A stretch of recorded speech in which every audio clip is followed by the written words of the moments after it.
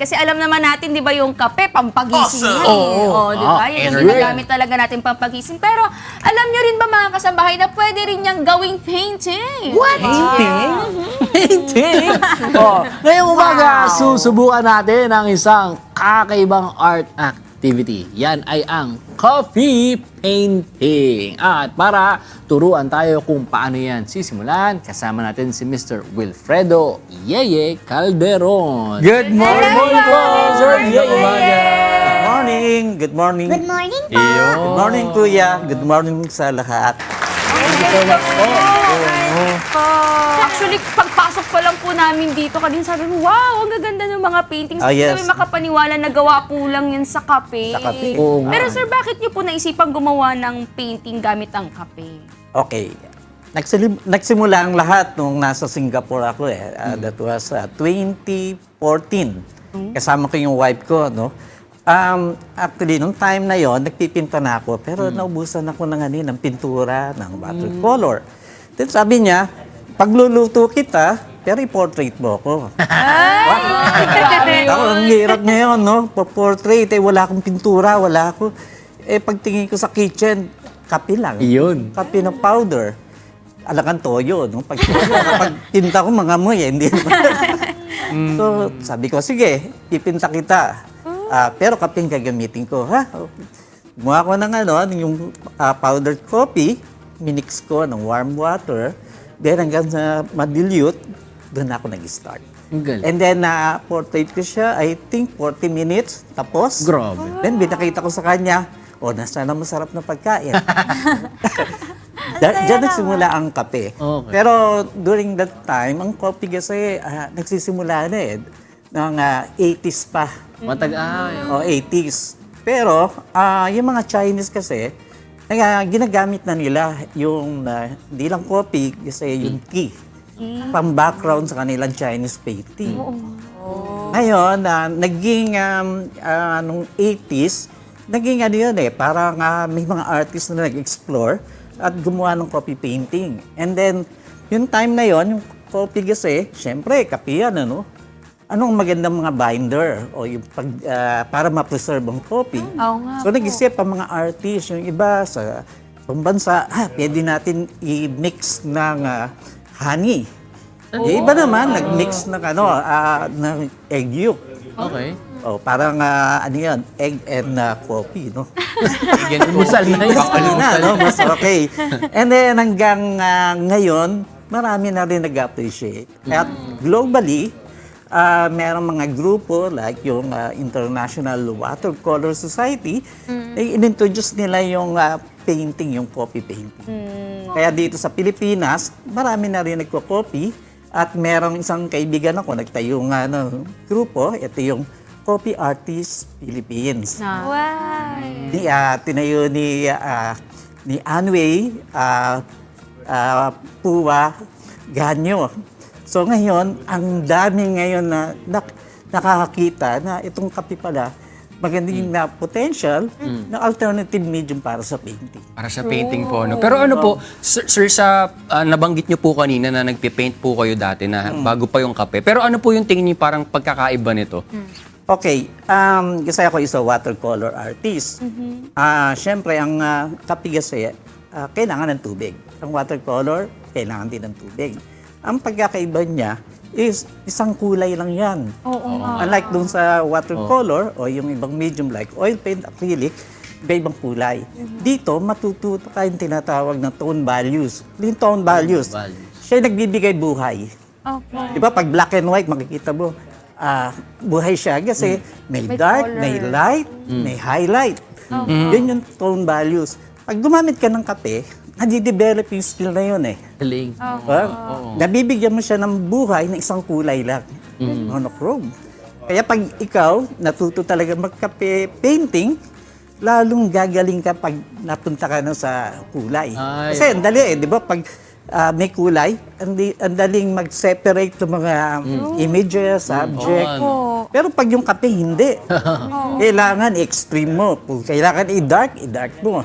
Pero mamaya, papakita kung paano kung idadark Pero yan. sir, masasabi ba natin na medyo advanced po yung coffee painting? Hindi naman, kasi matagal na, di ba? Oo. Matagal na siyang ginagamit. Ang maganda lang dito sa kape is alternative medium siya para sa mga, marami kasing mga artist dyan sa atin na hindi kayang bumili ng art materials. Eto na, punta ka lang sa tindahan, pabili ka ng isang stick. Coffee stick. Isang stick. Ang piso You na. can create one painting. Wow. Coffee, di ba? Kaya yung, lalo na sa atin, maraming mga talented dyan sa mga baryo, o sa malalayo, no? Hindi na makakarating naman sa atin, sa city, na bibili ng materials. Ito pwedeng gamitin. Pero Kaya magkano maganda. po yung bentahan po natin once na makagawa na po Paano tayo ng pinipresyohan painting? yan? Yung sa inyo po, hawag po yung sa amin kasi Hindi. baka walang baka walang bumili. Baka 5 pesos. Katumbas lang nung kape yung sa Mas mahal pa yung kape. Kaya sabihin ko to, kasi nga, syempre at least kilala na ako, no? May background na ako. Kaya yung level ng aking presyo, hindi ko siya nilalayo sa aking painting, lalo na sa watercolor o sa acrylic. Hindi ko masyadong nilalayo. Kasi yun. Pero pag nagsisimula ka kasi, pag nagpinta ka ng isang bagay, no? Unahin mo muna yung ganda ng iyong pinipinta. Then later na yung kung mabenta. Ngayon, pag nabenta na yung painting mo, for example, ito na 9x12, no? Yung painting na to 9x12. So pag nabenta siya, for example, the 500 as a beginner, 500. So, doon ka na magbe-base ng yung painting. Unti-unti. Halimbawa, Galing. 15x20. So, i-times mo yung width and length. Ang total na yon. Tapos, i-divide mo ngayon doon sa 500 pesos. Kung yung per inch mo, yun na yung presyo mo. The starter. Pero pag habang tumatagal ka na, of course, syempre, nandyan na yung creativity mo, nandyan yung effort mo. Identity rin po. Oo, tsaka syempre i-add mo na lahat ng mga materials like yung papel. Syempre yung kape mura, pero yung papel medyo mahal. Yung brushes. So i-add mo lahat yan. And then yung total, yun na siguro. Pero sa akin kasi, ang pinakamahal na painting ko, nabili ng 70,000. Wow. Grabe. 7,000 pesos. 70,000. Curious po kami, ano po ba yung mga basic materials? Nababanggit nyo na po kanina, di ba? Pwede Meron po ba tayong namin brush, yan? may coffee. Pwede po ba namin lang? Yes, yes, Pwede na po ba yes. namin matry? Okay, pwede. Mag-start tayo kung ano yung materials. Opo. Sige po. Ito yung kape, coffee powder. Amoy Pwede na ba amoy. nga Diba? Coffee. Okay. close up? Ayan. Ay, saan ba yun? Tara, punta tayo. Yun. Ayan. Yun. Coffee. Coffee Kasi talaga to, no? dapat powder talaga mga kasama. Ayan, powder. Ngayon, lalagyan lang natin siya ng warm water or wala tayong warm water. Pwede na itong tubig lang, kaunting tubig. Ayan. Saktong-sakto Para lang. lang Pero lagyan matunaw. natin pa ng para mas Nasa sariling timpla nyo rin. Coffee powder Siguro kung and gusto nila medyo water. dark, di ba? Tapos, imimix lang natin Mix lang. ng medyo pa nga Yung mga ganito pong kalaki po na mga painting po, gano'n nyo po katagal po natatapos? Pag matagal ka na kasi nagpipinta, madali na lang Madali yan na lang. Kasi nasa isip mo na kung ano yung uunahin. Pero syempre, pag ikaw nagsisimula pa lang, mahirapan ka dahil hindi mo alam kung saan mo sisimulan. Kaya ang the best talaga, pag ikaw nagsimula na magpinta, lalo na itong coffee painting, practice ka lang ng practice. Huwag kang matakot. Kasi pag natakot ka, may stop na yung creativity mo. May stop na rin yung yung gusto mong mangyari. Ayan. Ang maganda sa Kape. coffee painting, talagang mabango din. Oo. Ang saya. Wag lang gagamit ng toyo kasi iba. Ayan. So ito na yung atin talagang Yung medium mixture. natin, yung mixture natin. Ito yung pigment natin sa coffee. Okay. Ayan. Tapos, ngayon, dito ko ilalagay sa aking, sige, kukuha na lang ako dito. Konti lang. Kasi purong-puro siya eh. Okay. So, nakatimpla na ngayon tayo ng ating medium na coffee. Ang gagamitin naman natin na papel is watercolor paper. Watercolor Oo, paper. kasi pag mga kartulina, alam niyo naman yan. Although talaga hindi Parang dudulas lang. Dudulas, saka babaksak yung kulay, at saka hindi ganon eh. Hindi ko makapit. Yes. Kaya dapat watercolor paper. Oh, sige Ang watercolor paper, ito. Ang ganda. Kapal po Ito. lang. So, nag-sketch na ako ng subject para mamaya Okay po. gagawin nila yung ipinta. So, ngayon, papel, then, syempre, pencil para pag-sketch, tapos mga brushes. Yun. Itong Pwede mga na po ba nating simulan siya kahit pa paano? Ayun. Okay, eto. Ngayon, pag nagsisimula ka na magpinta ngayon, kailangan mo na may tissue paper para panlinis ng brush. Tapos, yung ating water. Ayan. Yan. Okay. Sir, ko po. Sige. Yun. Yan. Water muna, water. Prepare na yung brush. Ayan, Okay, kailangan ito basa. yung dapat basa, no? Tapos, kukuha lang tayo dito. At etong tinatawag na mixing palette natin. Yan, mimix natin. Ayan. So, ang subject natin is apple. Apple. Yan. So, kayo na magtatansya kung ano yung... Gaano ka-dark, gaano ka- dark. So, Yes. ngayon, ang application kasi nito, ililib mo ngayon yung mga light area o yung highlight. So, ito is a medium color pa to. Medyo ano pa siya, maputla pa. Lagyan pa natin ng ng mas dark. Depende po talaga siya sa kung anong gusto mong mangyari, no? Kung anong kulay din, yung gusto mong makita. Yan. So, ang reference natin, mas dark doon, ano? So, ito dark natin. Oh, may pattern pala. Okay, susundin na lang natin. Yan. Tapos, dahil siya ay kailangan ng tubig, ano? Para ma-soften, tsaka makapag-produce tayo ng mas lighter. Ayan. Pag mas Pagnihan pa light- natin ng tubig, mas lighter pa siya. Okay. Pag gusto mo lighter, medyo matubig po. No? Okay. Yan, no? Sir Yeye, ito pong mga ginawa niyo po, paano niyo po ito na preserve? Hindi po ba to kapag ka natalsikan ng water? Baka pagkatalsikan ng kape po. Merong ini-spray dyan para ma-preserve, like yung mga fixative, hindi ko na sasabihin ng brand. Ayan. Or pag ikaw gumamit ng egg, pwede siya ma-preserve kasi ginamit ko yan eh. Dahil ako'y... Hindi po siya nilalanggam? Pag may asukal. Pag may asukal. Kasi meron akong, may nagtanong sa akin, sabi niya, ba't ang putla-putla ng painting ko? Teka na, ano ba ginamit mo? 3-in-1. Ayun lang. May green kasi eh. Ilagyan mo na. Milk yan. Tsaka ano yun, lalanggamin pa yun. Sugar din yun. So ito, hindi. Basta wag lang Purong kape. ano siya, mabasa. Pero kung gusto mo ng, ayan. So eto ngayon, i-highlight natin. Konti. Ay, madumi yung aking brush. May Pwede na kami mag-start din. Yes, Kung yes. makikigaya po Yes, kami, okay. Meron tayong Yun, mga sige po. prepare na dito. Ito yung mga mixing palette nyo. Ayan, may kanya-kanya na kayo. Tapos may mga brushes dyan. Yan. Sino pa gusto? Ako Yan, po, pengi po ako. Na-excite ako kasi hindi na mag-mix-mix ng ibang color. Ayo, mas Oh, maganda eh. Isang kulay na lang eh. napapadali. Siguro maganda po talaga to sa mga beginners natin. Pero speaking of beginners po, Sir Yeye, ano po yung tips ninyo para sa mga beginners naman na gusto pong itry ito? Dapat pag nag-start sila ngayon, pag-aralan nila yung tone values, importante yon. Then yung composition. Tapos, dapat continuous ang kanilang pagpipinta. At huwag matakot. Like ngayon, makikita ko sa inyo, umpisang hagod nyo, matatakot kayo. Okay lang yan. Sige.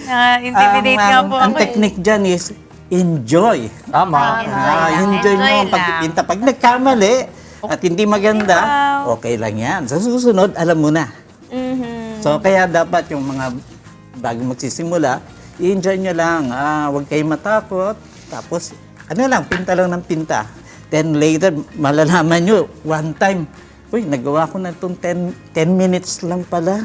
10 minutes. Hindi namin matatapos. Ayan. Okay. Sisimulan na rin po namin yung sa amin, Sir Ye. Oo, sige. Ikaw, Ian, yung brush mo. Titingnan ko muna yung ginagawa niya Oo nga. Sir, kung paano niya ginagawa, pag mas lighter, pag mas dark. Tapos, by using tissue paper, makakapag, makakagawa kayo ng highlight. And then, para mas open paper. din, Ayan, Ay, oo nga. Ayan. Pinipress. Katulad nito. Nagkaka-texture po siya. Galing. Ayan, may highlight na. Amazing. So, pwede nyo pang i-dark. Yung kilid. Ayan. Maganda pa talaga. Sobrang, lahat ng mga ginagamit natin, makikita lang po sa bahay. Oh. Pwedeng simulan Paper, ng mga brush, kasambahay natin. water. O mga kasambahay ha, hindi pa tayo dyan nagtatapos, nagsisimula pa lang tayo. Ako nga, wala pang nasisimulan. Abangan nyo naman po mamaya yung ating finished product ha, kaya wag po kayong aalis. Di ba, Sunil? Yes! Pero syempre, ito may pahabol tayong question para kay Sir Yes. Sir, natatandaan niyo po ba yung pinakaunang na-paint po ninyong subject nung nagsisimula pa lang po kayo sa coffee painting? Ano po yun? Yung wife ko nga. Yung magpa-portrait sa akin. Siya talaga yung pinakauna po. Oo, unang-una. Although kasi may background ka na sa pagpipinta Kaya para sa'yo, okay lang. Pero hindi ganun kaganda pa. Kasi pag nagsimula ka sa isang bagay, nangangapa ka pa Opo. Kaya dapat, Ito po ba dire-diretso yun, lang. Sir Yeye? Ayun! Ayun pala. Grabe, hindi pa po kayo sanay niyang part First na time yan. pa yan. Sobrang Yan ganda. yung kauna-unahan kong copy painting. Galing. Unang-una pa yan. Galing Sobrang memorable kasi wife niyo po yung nagawa ninyo. Yeah. Ito yung mga gawa namin. Ang ganda! Ang ganda sa unang tingin, tinan mo. O, tama na. Wag i-zoom. Basa pa siya. Pwede na Basa pa ipakita, eh. no? Pero ang oras natin mga kasambahay ay 7:17 a.m. and it's time for our artwork Ay, reveal! ngayon pa lang pala magre-reveal. Oh, syempre Sige. kasama pa rin natin si Mr. Wilfredo Yeye Calderon. Okay. Reveal. Medyo napa-advance yung pag-aano natin doon. Reveal natin. Iyan, ang pakita ating mo na. art. Pero sige, para Sige, kayo sabay-sabay muna. tayo. Hindi, 1, na-reveal na. 2, Sabay-sabay na lang, sabay-sabay para... Kasama na ako. Ang cute! O, diba? Sino mag-aakala? Kami gumawa niya. Siyempre with supervision ng ating maestro. Ay, maestro. Yung ating nagtuturo sa atin. Parang sarap ng mansanas nung kay Ian ah. Oo nga. Ginagalingan ni Ian. Parang Ginagdahan ni matamis. Sir Wilfredo Oh. Yehey. Itong mga to ginawa namin, may mga techniques na nakuha kami galing kay Sir Yeye. Pero pwede niyo po bang i-explain sa kanila, Sir, yung mga ginawa natin din sa ating mga artwork? Ito mga ginawa namin, simple. Kasi kailangan, pag nag-start ka pa lang, huwag kang pipili ng mahirap Ay, oo. gawin. Kasi hindi ka pa familiar sa medium, lalo na pagpahid mo ng brush. Kaya simple, ang aming simpleng object ay yung mansanas ni Eva. At ang saging ni Ian. Oy, saging ko.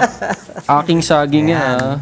Diba? So, importante yung tatawag ng light and shadow para mabigyan buhay ang yung subject.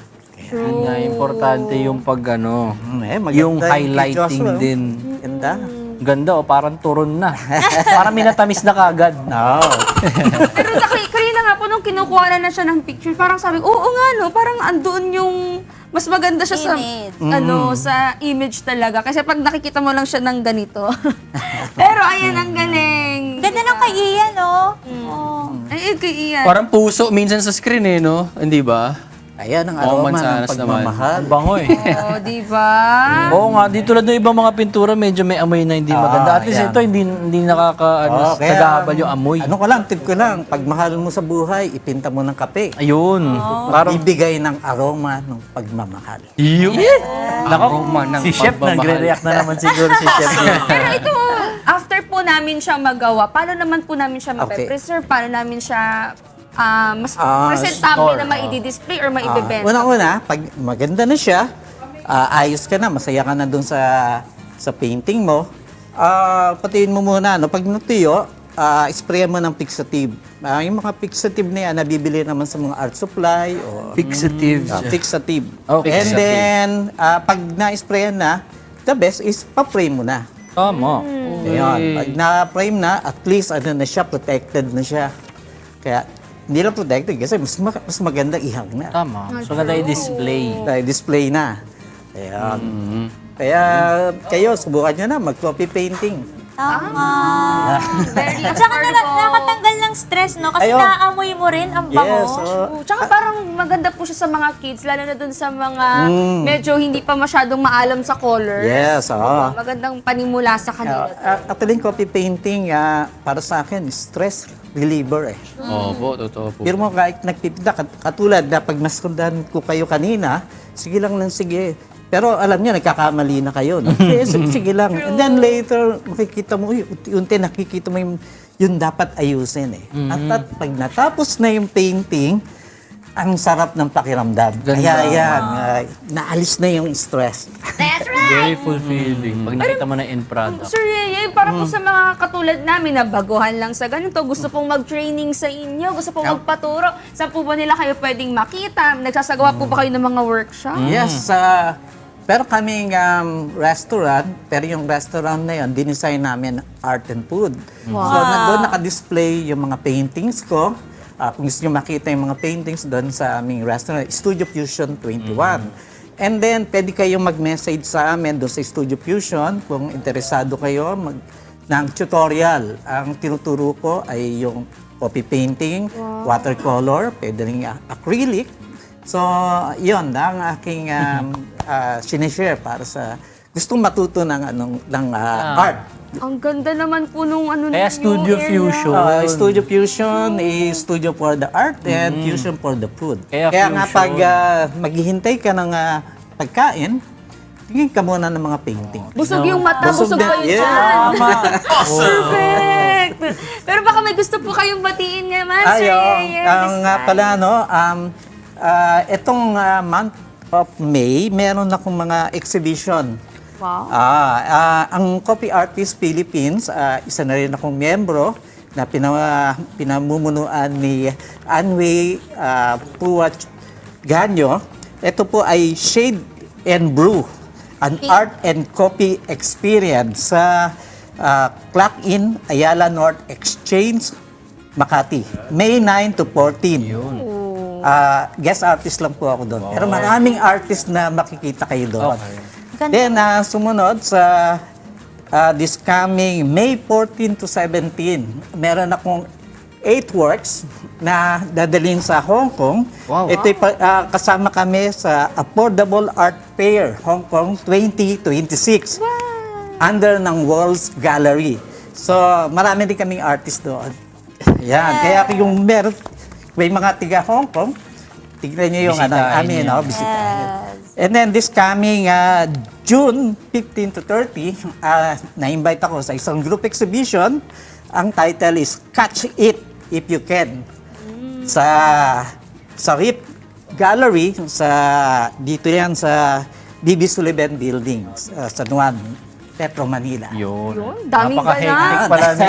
Yes. Sir, inaabangan. Maraming beses nyo siyang pwedeng makita mga kasambahay. Kaya punta na kayo dun sa mga dates na nabanggit, tsaka dun sa mga areas na malapit sa inyo na pupuntahan ni Sir Doon sa Yeye. Studio Fusion. Yan. Oo, Pwede Studio tayo Fusion. magkwentuhan Studio Fusion. habang nagkakape. At busog kayong At lahat. coffee O, painting. di ba? Si Chef ang bahala sa pagkain. Oo, talagang maganda na. Mabango pa itong coffee painting pieces natin. Kaya maraming salamat po, Thank you Mr. so much po. Wilfredo Yeye Calderon sa pagbisita po sa amin dito sa Good Morning Kuya. And we look forward to seeing more of your work. Once again, maraming salamat po. Yun, oh, ganda, oh.